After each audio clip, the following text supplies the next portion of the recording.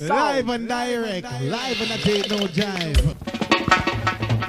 Legalize it. So how much can a koala bear? Koala bear, koala bear. Koala bear. Barry pulls a joint out of his pocket. Bill says, "Great, Barry, a reefer." Hi, welcome back. It's the Koala podcast, and I'm always happy when I'm having a conversation with somebody who's a professional who works in psychedelics, because we always have an interesting conversation that ends up not being talking about their work at all, but talking about other stuff. And we already got caught up in the preamble in a conversation about linguistics. Christian Holden is a member of the Psychedelic Bar Association, and he does a lot of work with with psychedelic law, and I think mainly, and you'll correct me if I'm wrong, Christian, a lot to do with freedom of religion, free speech, and that sort of work as well. What I suppose the first question is, you came out, you studied law. Did you do that normal thing of going to work for a law firm and having to write up contracts and exciting stuff like that? That's a great question. Hey, Sean, thank you for having me. It's a pleasure to have this conversation. My path in law actually did not start through the typical introduction of the law firm as an associate track and kind of like taking the grunt work for what the partners were working on. I jumped out of school and wanted to dive into service, not necessarily the practice. My approach in entering law school wasn't necessarily to practice law. I remember I wrote my entrance essay for when you're just preparing and you're getting your applications ready, and the theme of my paper that I wrote to get into school was that I wanted to learn the law as a tool, not to practice with it, but to share it and learn how to read and write with the systems that seem to matter. And so when I approached the end of law school, I decided to, while I was waiting for bar results, I just jumped in a car and drove to places that I wanted to be.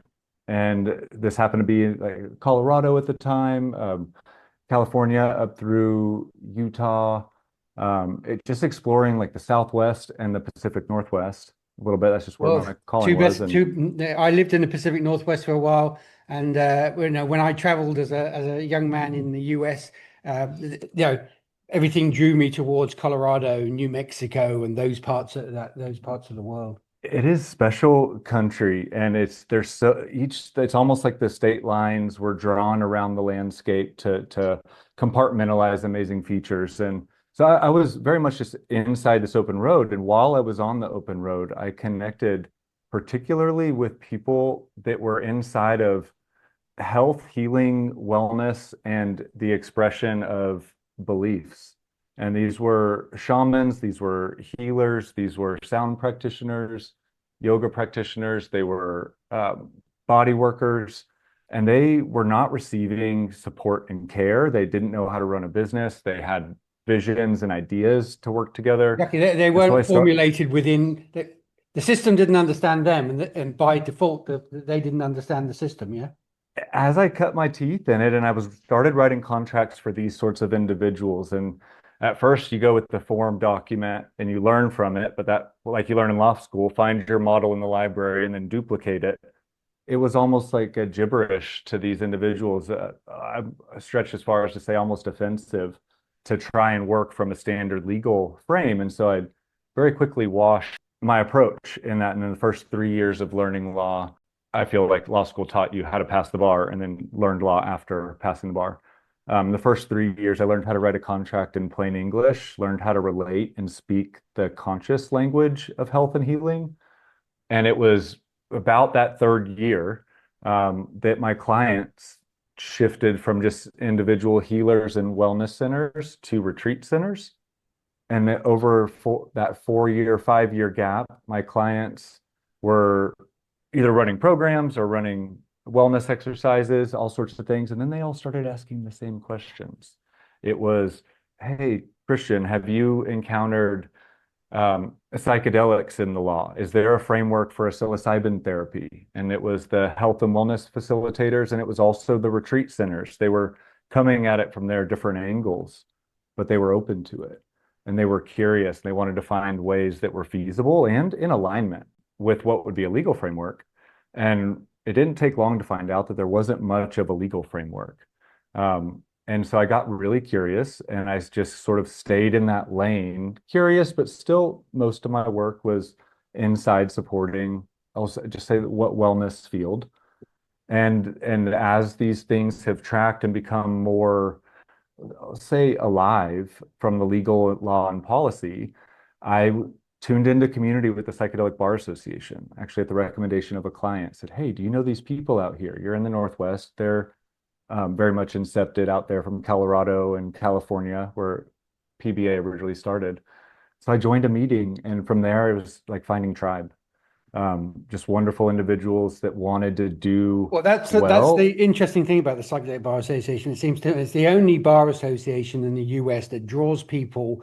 Uh, they might have all come out of law school, but that literally is the only thing that's the same, except for always open to new ideas. And that's what I thought a bar association was. I come from a literature background. I worked for a literary publisher and I fell into legal publishing. So I learned law from a publishing perspective. And I thought bar associations were there, to help lawyers, help people. And I learned pretty quickly that they're there to help themselves build as organizations, generate money, and become not much more than some, a relative representative, but not really, of an existing power structure. And this is what I'm really interested about the Psychedelic Bar Association, because it doesn't think like that at all. It really is a whole different way of looking at law and questioning what law is, how it's practiced, whether activism is part of it, all these different things. And I see it as like a beacon of light in the future of law in the US. And hopefully it'll attract more lawyers who might not be interested in psychedelics at all, but into ideas about law, because, for me, like the ABA and stuff like that, it's just a completely moribund organization. Doesn't mean anything to anybody. Yeah, certainly it probably started with a pretty amazing vision to be unifying and have this ultimate support system for lawyers in the country, and very much because, and I don't want to like villainize, but the multiple agendas or mainstream approaches many lawyers get in law firms get you get drawn channeled into that you space, just come and down a path basically, and that yeah, and so a standard bar association, if it's doing its mission, it's supporting its members, and if the majority of members are choosing that path, then I think that over time it's going to start to sterilize in terms of like touching the mainstream approaches and intellectual being, curiosity is what's knocked out of those no, bar it, associations. yeah, it might show up every once in a while in like a seminar or like an annual conference, but the existence of the bar association isn't to explore these things. And that's why I really, really respect just the legal professionals within the space of the PBA, because as a collective, there's a commitment to start from within yourself. But then when you're approaching your practice of law, you take the law, you translate it, and you say, well, how do I use this tool for this client? And it's encouraged, like for an ethical approach, not to just put your clients in a box and do the one size fits all. And the PBA is special because it doesn't discriminate on what area of practice you can be in. Every lawyer or legal professional could have and I'm using air quotes here, a psychedelic approach, because this is very relevant, is what is That's exactly what psychedelic? I'm interested in, is a psychedelic approach, because it can then, as we were discussing earlier, that can start feeding ideas into reinventing or relearning what the language of law is, and therefore how it's practiced, and with American constitutional ideals for the people, rather than sometimes some part of the legal system is not for the people anymore. Absolutely. Yeah. And especially it could be for the lawyers or for the padded margin inside of a, like a personal injury case framework. It's very much said. And so the language choice within the psychedelic bar, and I've become very familiar with the inception story, that it was chosen and on a mindful level to be the Psychedelic Bar Association versus the Psychedelics Bar Association. And the differentiation on a semantics level is actually quite profound in the sense that it's trying to describe a behavior or an approach. And even then, the term psychedelic is up for us right now as a group because it has its own stigmas, it has its own energy with that word and what the picture that it paints in somebody's mind as a professional or as a group of professionals.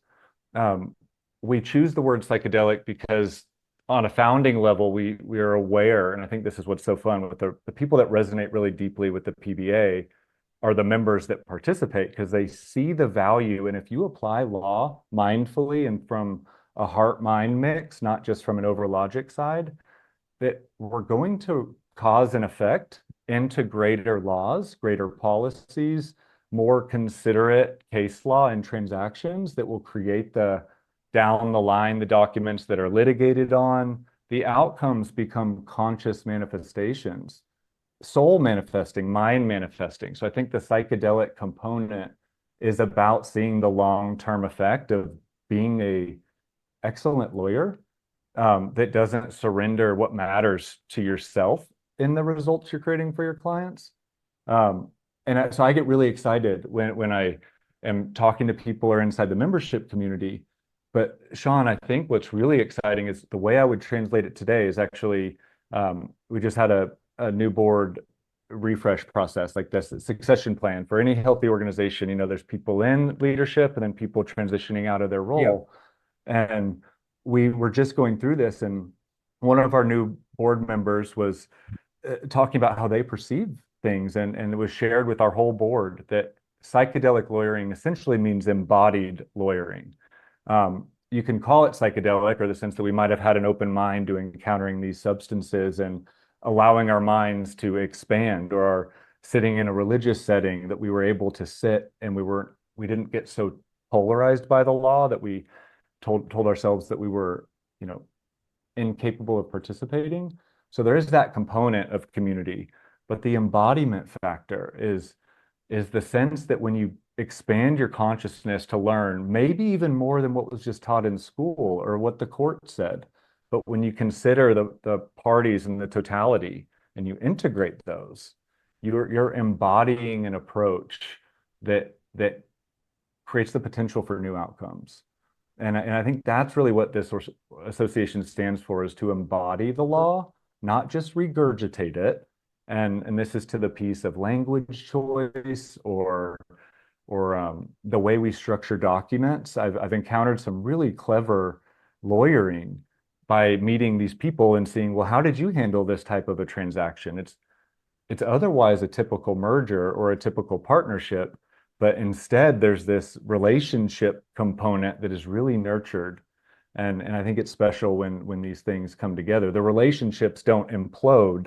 They manage conflict. They process. Well, exactly, because a lot of this is built up to create conflict in the future, because that generates revenue, and capital is part of the unsaid part of the conversation in the creation of that particular piece of agreement, law, whatever you want to call it. And this is what I find interesting is how people are coming in now and working ways to loosen those sets of structures and just question them to create solutions, again, that work better for people or the environment. Or I'm thinking animals, and I'm thinking, yes, the bottom of the ocean and all these sorts of things. I think it's really, really important, because what we have now, there's people doing amazing stuff around the world. I love the concept, for example, of ecocide, but the language is still framed in pretty standard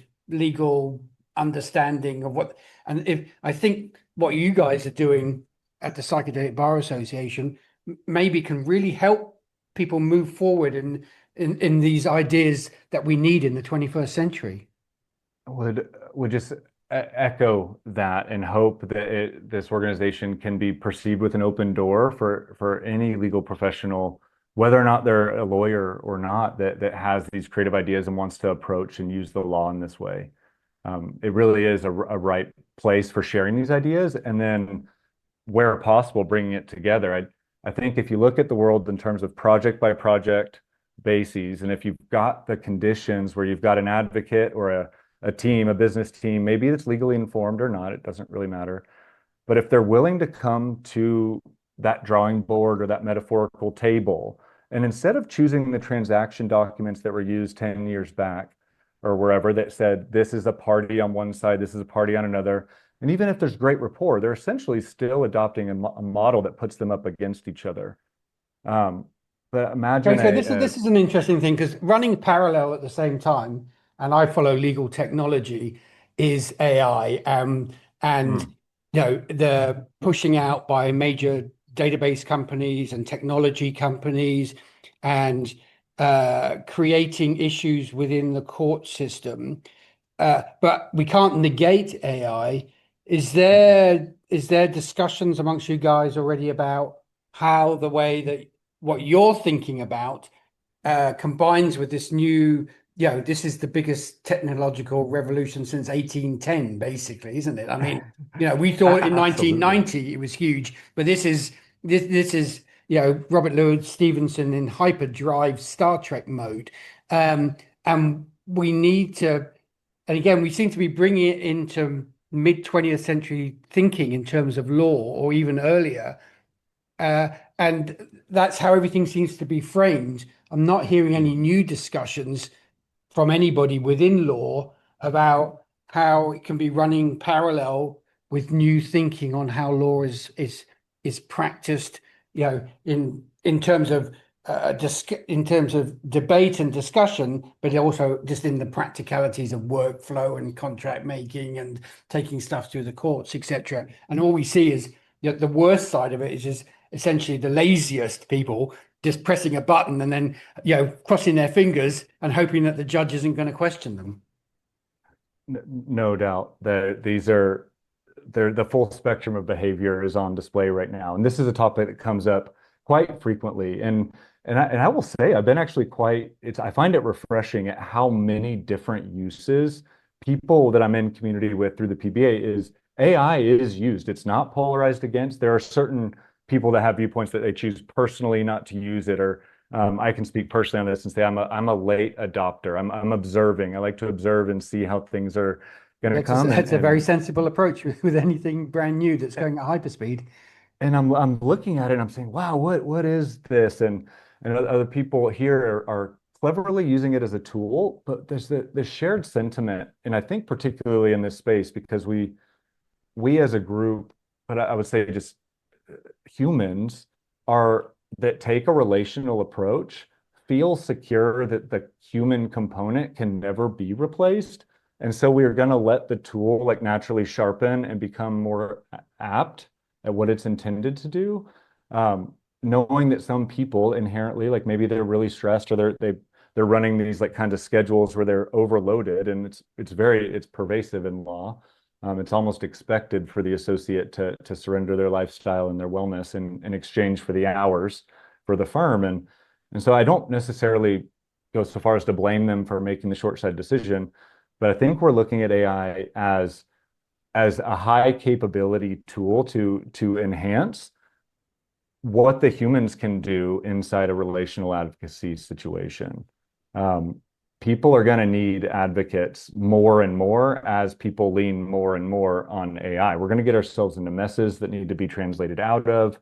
I have a teacher in school that taught me that you're going to have your clients that they're your best clients, and they're going to want to do things right from the beginning. And you're going to have more clients that come to you because they need a lawyer because they're in a mess. Yeah, got to solve a problem quickly. Please. And they want you to solve it, and they're not going to understand the value that it takes more energy to solve the problem than it would have done to do it preventative medicine, which is psychedelics again, isn't it? Full on. The preventative medicine, lawyer as healer, has this place when you look at trying to actually be a counselor at law, which is how I personally identify. I take the request pretty seriously. When someone asks, hey, can you be my attorney? To me, that's a significant thing, to stand and represent another human. And so I don't default to necessarily be their representative right away. I will try and empower them to represent themselves, and if the situation is right. And yes, if the situation calls for it, representation. But I think counseling at law is an art that is valuable for clients and empowers collective growth over time.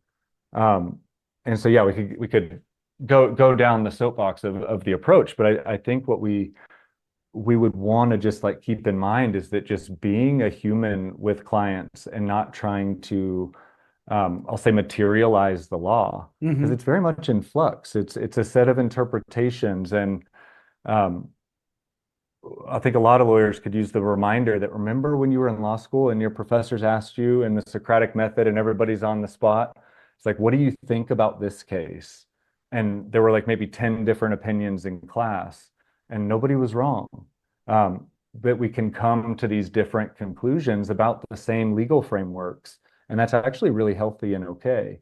And No, remembering the look, open. and it's America. That's what America was founded on, compared to, I mean, the same exists in, say, the UK, but people think it's set in stone, even though it isn't. But the ideals of US Constitution is that the law, is everybody is equal under the law, and it creates, it is meant to be debated and is a bad word, a fungible thing that changes and mutates with time.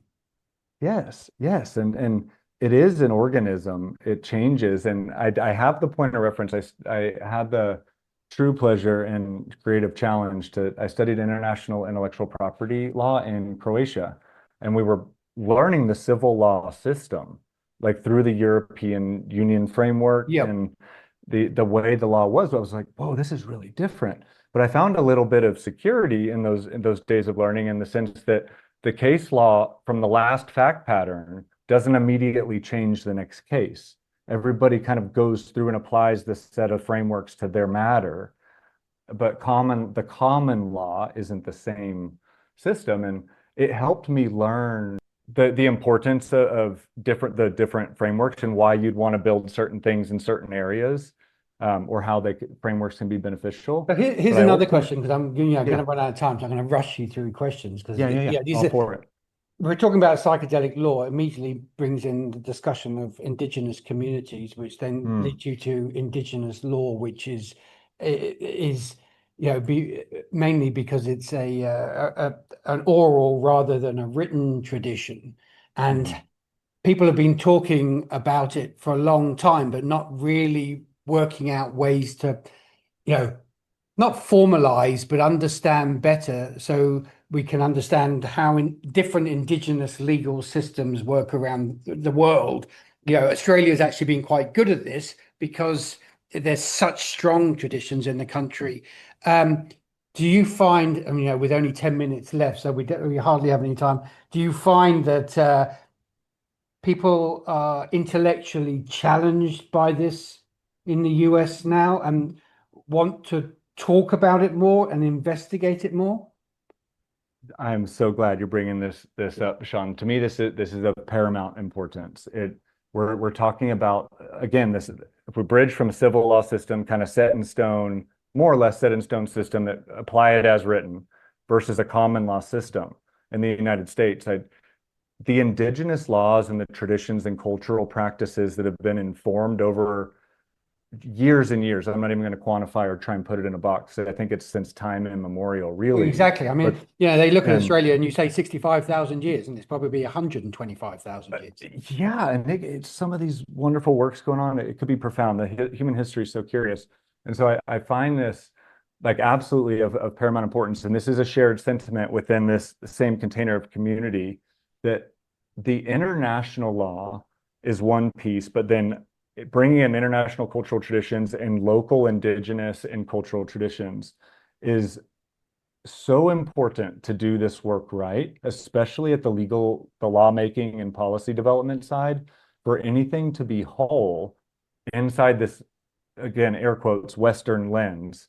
I believe this is our chance to overcome the short-sightedness of the push of the colonialization efforts, the changing and taking of spaces.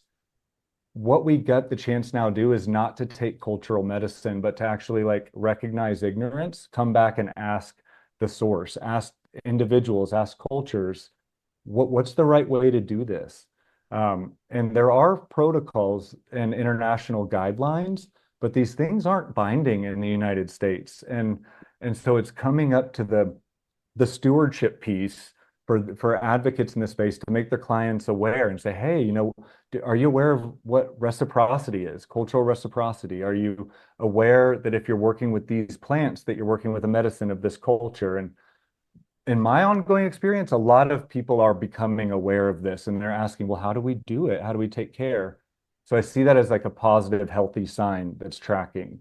That's not to say this is going to support profit margins right away. This is about benefit sharing. This is about finding a way to build something that is productive and generative. And maybe well, it's got to invent something that's entirely new that nobody knows what it is yet, basically. Yeah, and everybody shares in it. And I resonate with the individuals and the professionals that speak on not over medicalizing this I've had a work. lot I of those understand. conversations recently as well. Yeah. Yeah, and I think it's really wise to look at applying from the cultural space that maybe it's multi-level medicine, spiritual healing, physical healing, metaphysical healing. All of these things are really hard to control under a Western clinical model. And so I really, really respect the idea of multi-equitable access. If we're gonna do one thing, we should hold space for the original use too, and it should be uncontrolled. And I like that at the state level. I get really excited about a state level initiative that's really informed. But the indigenous perspective, in my ongoing experience, should set the lens and the trajectory more than the business model side. I believe that a good business model would incorporate and integrate that viewpoint and those individuals. And those do you cultures. think, I mean, look, under 5 minutes already almost. Do you think that in the push for creating pharmaceutical versions of these compounds, that those companies who are spending lots of money doing that at the moment, do you think they want to engage in that, or they don't know how to engage in that, or they think I've just got to cross all these hurdles and maybe we'll deal with that one later? My honest sense here, Sean, and from my personal ongoing experience, what I can share is from my boots on ground, what I've seen, what I've heard. I do believe that the individuals in these organizations do have this awareness or are coming into it and do want to do But the well. structures they work within make it much harder to They have create a consented. new environment to do what their brain says they should be doing. Yeah, it's this straw man thing. Which without- which comes around at the beginning of the conversation. The law needs to help them and advise them in how to do that, and Yes. and be a positive part in that process. Yes. Yeah, absolutely. And you've seen great work with some of these public benefit corporations. You've seen like a benefit sharing LLC, some really creative work with trusts to shift interests and share interests. Really exciting work going on, like deeper, than our time frame now. But I believe that these organizations are in this natural debacle of the profit margin to serve the shareholders. The directors and the leaders of these companies are wanting to integrate and work at these standards. I think that will come to that at least some level. Maybe not all the companies are going to push out for example, a drug, and I use that word intentionally, push out a drug to treat this named condition, because it's very likely a synthetic version. And I'm hoping there that the nature's medicine would then be, if you're at a market test, they're going to run parallel. Exactly. I'd put my interest in my chips if I were in that game. I'd put them on nature's medicine, on the recurring predictable Nature's been benefit. working at it a lot longer. It's A not lot been longer. it's not been a 36-month process, that's for sure. Full on. Christian, I'd love to talk for about another 6 hours, but we're almost out of time. So look, when you have time, because I know you're busy, I'd love to get you back later in the year and we can just carry on the conversation or create a new conversation, because for me, these are the most fascinating conversations at the moment in about how psychedelics informs law and back, and and it opens a Pandora's box of excitement for me. So thank you very much for being on the Karma Koala podcast. Live and direct, live and I take no jive. Coming, how much can a koala bear? Koala bear, koala bear. Koala bear. Barry pulls a joint out of his pocket. Bill says, great, Barry, a reefer.